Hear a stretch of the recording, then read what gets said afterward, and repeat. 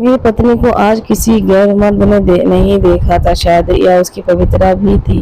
वह बहुत खूबसूरत थी। मैं जब कमरे में आता तो वह हमेशा पूजा पाठ में ही बिजी होती थी। मैं बहुत खुश होता था कि भगवान ने मुझे कितनी पवित्र बीवी दी है।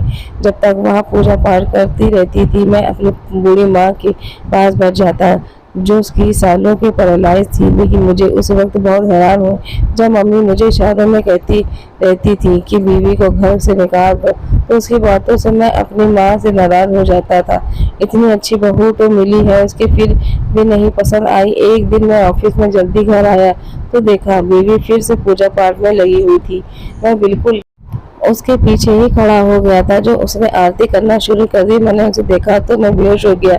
मेरी तबीयत कुछ खराब थी, इसलिए मैं अपनी किराने की दुकान बंद करके जल्दी घर आ गया था।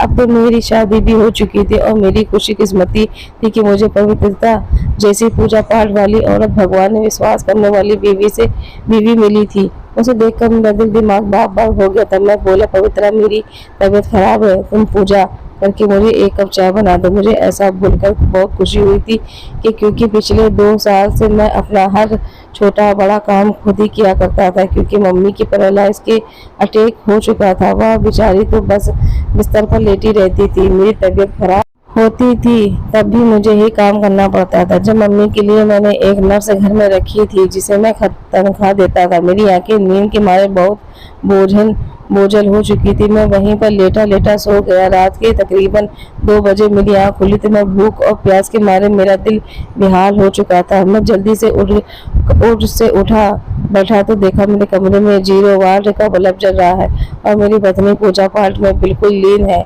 उस पर एक नज़र डालकर मैं कमरे से बाहर आ गया। मैंने खुद ही फ्रिज से खाना निकाला और गर्म करने लगा। दिल में अजीब सी शिकायत आ गई थी कि क्या रोजाना अगर पवित्रती मेरे लिए चाय बना देती तो मैं उससे कहा भी था कि मेरी तबीयत खराब है, मगर उसको मेरी जरा भी परवाह नहीं हुई। मैंने खाना खाते हुए पवित्रती के बारे में सोचने लगा कि मेरी और पवित्रती की शादी का 1 हफ्ता हो चुका है। उस 1 हफ्ते में उसने मुझे खुद से बात करने का मौका भी नहीं दिया, तो वह हर वक्त पूजा पाठ में बिजी रहती। मुझे लगने लगा कि वो शायद इस शादी से खुश नहीं है। खाना खाकर मेरा ध्यान मम्मी की तरफ गया, लेकिन उनकी कमरे से हाय की आवाज आ रही थी। मैं जल्दी से उसके पास जाकर बैठ गया और मम्मी से बातचीत करने की कोशिश करने लगा, तो उन्होंने अपनी टांग की तरफ इशारा किया।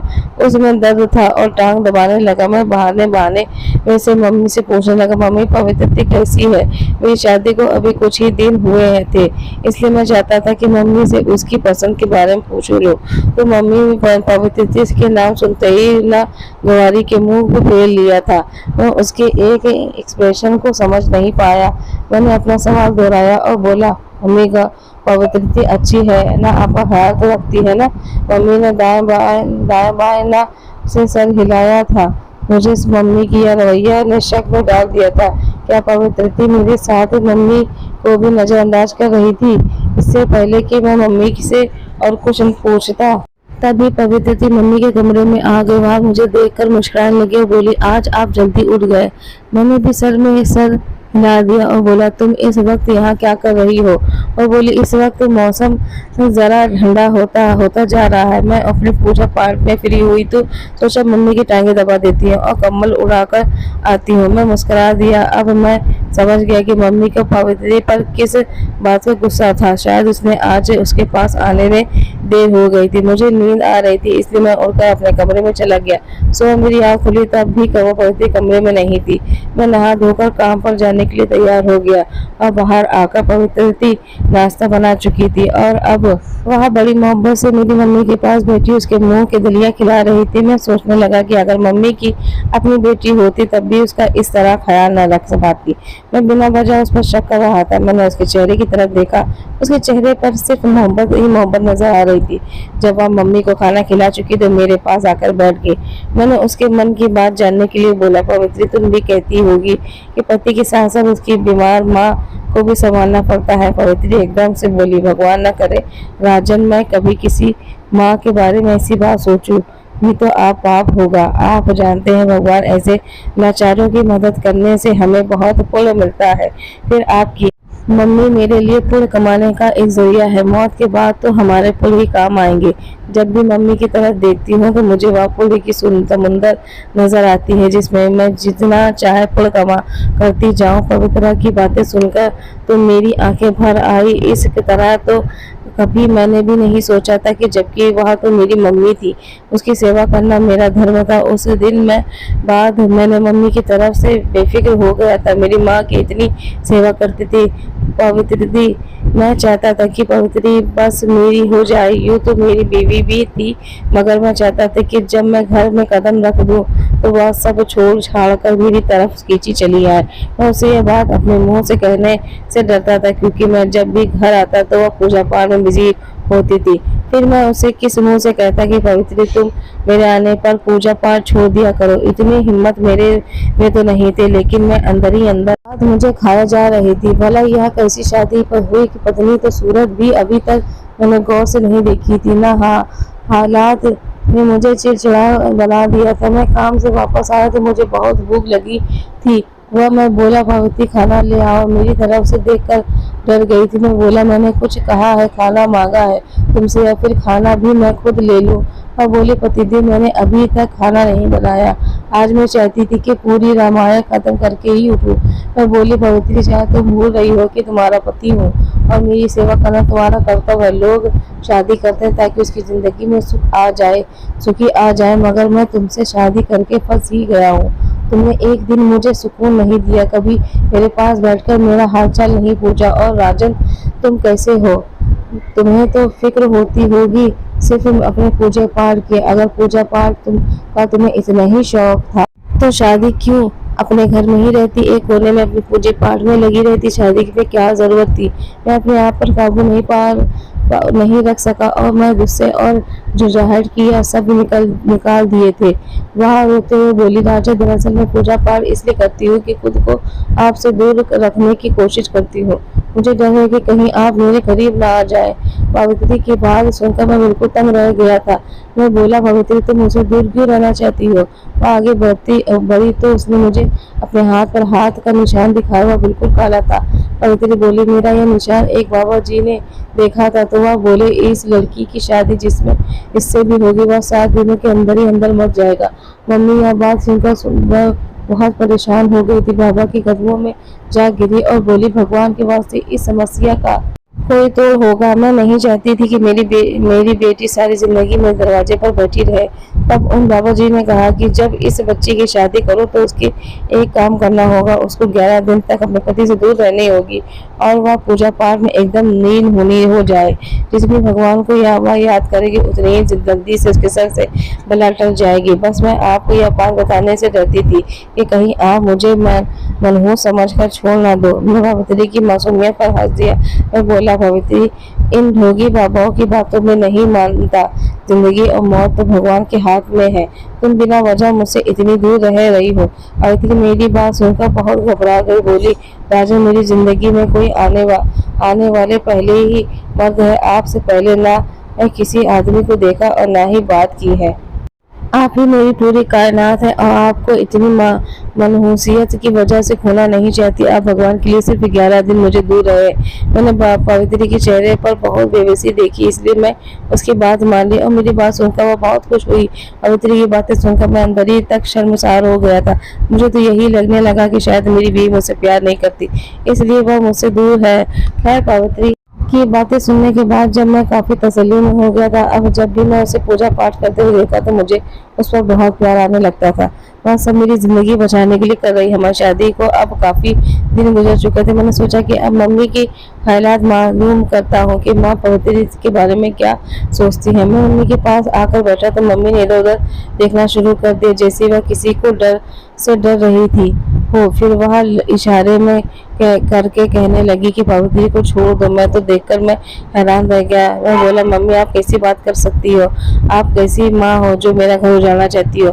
तब मम्मी ने मुझे इशारे से कहा कि तुम्हारी पत्नी मेरा ख्याल नहीं रखती। तुम मेरी नर्स को वापस ले चाहती थी। उसका घर उजड़ जाए तो उजड़ जाए, मगर उसके आराम के लिए नर्स उसके पास आ जाए। मैं तो नर्स को छुट्टी देने के मूड में ही नहीं था, मगर शादी के दूसरे दिन ही पार्वती की मेरे सामने एक फरमाइश रख दी थी कि आप नर्स को छुट्टी कर दो, मैं मम्मी का ख्याल रखूंगी। मैं बोला नहीं पार्वती, मैं तुम पर बिना वजह बोझ नहीं डालना चाहता था। नर्स मम्मी का ख्याल रखा करेगी, तुम बस मेरा ख्याल रखना। मेरी बात सुनकर पार्वती मुझसे बहुत नाराज हो गई। वह बोली, मुझे लगता है कि आप मुझ पर भरोसा नहीं करते, इसी वजह से नर्स को भेजना नहीं चाहते। वह कहीं नई नवेली दुल्हन को खुद को बेगाना नहीं करना चाहता था, इसलिए मैंने नर्स को कहा कि आज के बाद तुम मत आना। पार्वती बहुत खुश हो गई कि फिर उसका मम्मी के साथ भी तो बहुत लगाव था। वह तो मम्मी की पोलो की किताब समझाती थी। अब अगर मैं उससे कहा देता कि मैं फिर से नर्स को रखना चाहता हूँ तो वह यकीनन मुझे गुस्सा हो जाती, इसलिए मैं मम्मी की बात तो अनसुनी कर ही दी। मैं दिन गिन कर काट रहा था कि जब 11 दिन पूरे हो जाएंगे तो मैं उस अपनी पत्नी को रिश्ते की नई शुरुआत करेंगे। पवित्रा भी मुझे अक्सर कहा करती थी कि दिन कटरी नहीं करते, दिन में बहुत सी बातें हैं जो मैं आपसे करना चाहती हूँ, मगर एक बात, यहाँ 11 दिन बगैर किसी मुसीबत के गुजर जाए तो उसके साथ हर बात शेयर करा करूंगी, क्योंकि मुझे आपसे बहुत मोहब्बत हो चुकी है। मैं पार्वती की बात सुनकर 7वें आसमान की सैर करने लगा था। एक दिन मैं काम से वापस आया तो पार्वती बोली, मम्मी खाना नहीं खा रही हो। उन्होंने बहुत मजबूती से मुंह बंद कर रखा है, उसके डॉक्टर ने पास ले चलते थे। मैं परेशान हो गई, जल्दी से मम्मी के पास गया तो मैंने अपने खाना खाने की वजह मालूम की, तो उन्होंने मुझे इशारे में समझाया कि मैं तब तक खाना नहीं खाऊंगी जब तक कि तुम अपनी बीवी को छोड़ नहीं देते।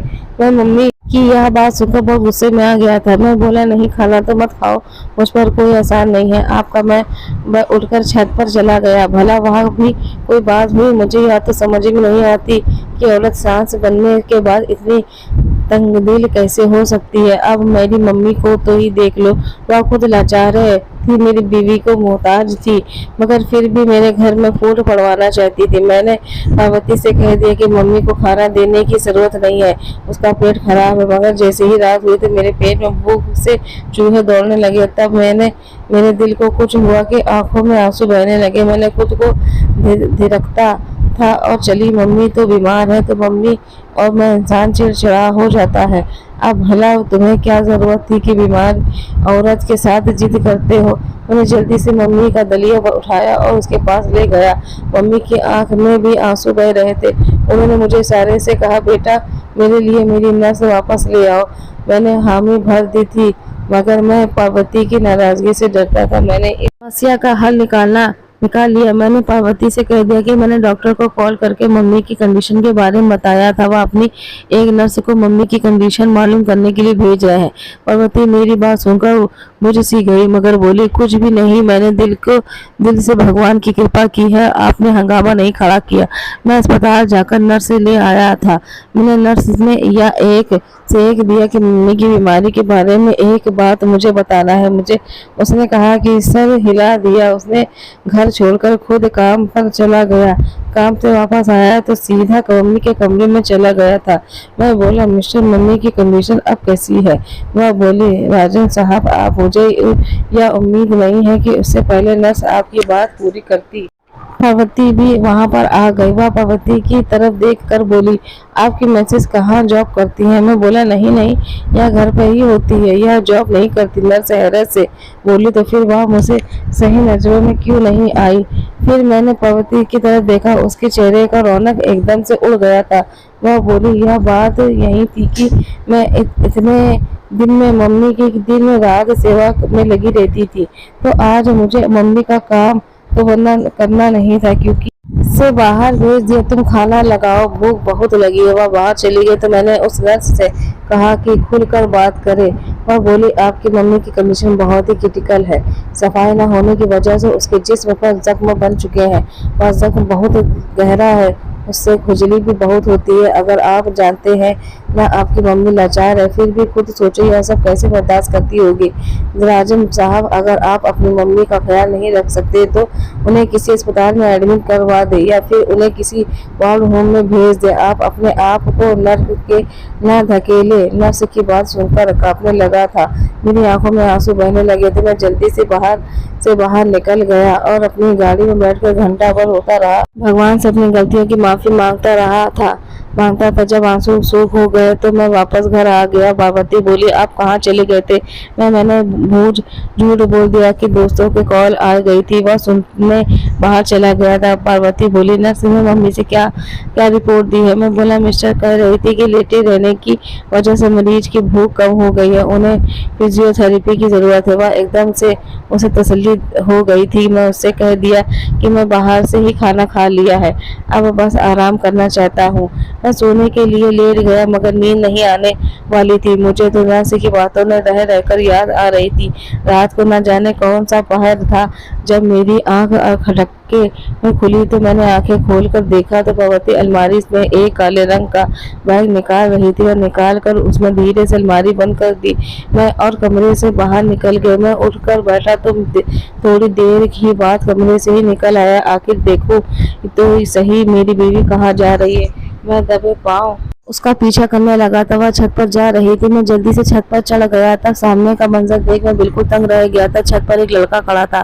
पार्वती बोली, उस काले रंग के बैग में उसने अपना सारा सामान, जेवर, पैसे वगैरह डाल दिए थे। जब मेरा यहाँ पर रहना बहुत मुश्किल हो गया था, क्योंकि मेरी शादी को अब 11 दिन होने वाले थे। फिर अब तो घर में एक नर्स भी आ गई थी।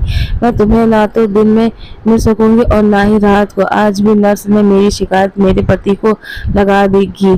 मैंने दिन भर तुम्हारी बीवी को घर नहीं देखा तो कृपा है तो आप मालूम न हो सका कि छत पर तुम्हारे साथ ही भाग चलूं कि उस लड़का बोला, यह बैग तुम्हें दे दो। उसमें पहले ही पार्वती बैग लड़की को थमा दी। मैंने झट से वह बैग उसके हाथ से पकड़ लिया था। पार्वती मुझे देखकर बहुत डर गई थी। उसे कुछ समझ ही नहीं आया तो उसे रस्सी में पकड़कर छत के नीचे उतरने की कोशिश करने लगा जहां से वो लड़का आया था, मगर उसे रस्सी पर पकड़ा बहुत कमजोर थी। उसकी वजह से वह नीचे गिर गई और उसकी टांग की हड्डी टूट गई। मैं लड़के को दबोचना चाहता था मगर वह भी नीचे कूद गया और वह भागते हुए कामयाब हो गया। वह नीचे उतरकर पार्वती के पास गया और बोला, मैं तुम्हें अपने साथ नहीं रखना चाहता, मैं तुम्हें तलाक देता हूँ। मैंने पार्वती को तलाक के पेपर भिजवा दिए कि बोला जी तो चाहता है कि शोर मचाकर सारे मोहल्ले वालों को इकट्ठा करूं और कहूं, देखो कैसी मेरी बीवी घर से भागते हुए नीचे गिर गई और उसका आशिक भी उसे छोड़कर भाग गया। वो रोने लगी तो बोली, सच सच कहूँ तो क्या वाकई तुम अपनी पूजा पाठ किया करती थी? मेरे सामने बनती थी और रोने लगी और बोली, अगर पूजा पाठ करती होती तो क्या यह सब करती? मैंने तुम्हें आज तक जो भी कहा वह सब झूठ कहा। दरअसल मैं गौतम से मोहब्बत करती थी, उसे शादी करना चाहती थी, मगर तुम्हारा रिश्ता आ गया। मेरी मम्मी ने तुम्हारे साथ मेरी शादी करा दी। गौतम ने मुझसे कहा दिया था कि मैं तुम्हें दूर रहूं, मगर तुमने मेरे हाथ नहीं लगाने की कोशिश की तो वह खुद को जान से मार डालेगा। इसलिए मैंने तुम्हें से दूर रहने के लिए यही पूजा पाठ का रोग रचाया। तो कभी इस मासूमियत का, क्योंकि मुझे इस सब की जानकारी है। पूजा पाठ के नाम पर बेवकूफ बनाना बहुत आसान है। पखंडी प्रभाव से बाहर लंबी लंबी लाइनें देखी हैं।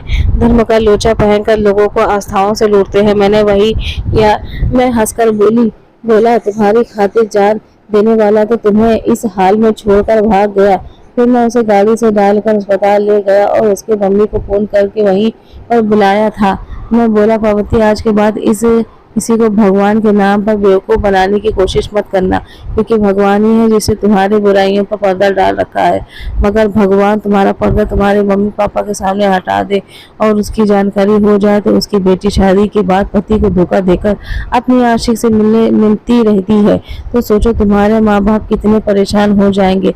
पार्वती मेरी बात सुनकर रोने लगी और मैं बात से बाहर निकलकर सोचने लगा कि हद से ज्यादा अच्छा नजर आने वाले लोगों से बचना चाहिए, क्योंकि वह कभी भी सच नहीं बोलते और अच्छे लोग कभी भी अपनी अच्छाइयों का प्रचार नहीं करते।